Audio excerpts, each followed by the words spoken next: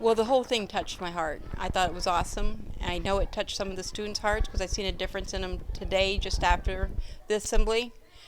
As far as the impact on me, it related to an incident when I was very young and my parents were divorced and I didn't have a father in the home and I was called some terrible names, and it stuck with me for a long time until I was in my 50s. I reconnected with the girl that used to call me names and we became Facebook friends.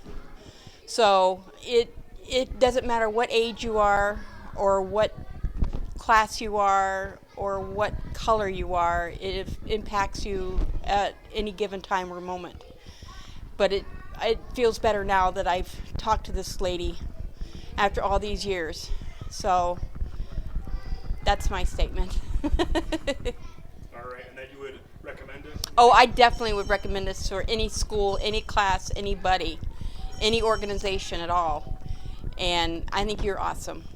I think you're awesome, and the singing and the message that you give out, the kids really listen to it.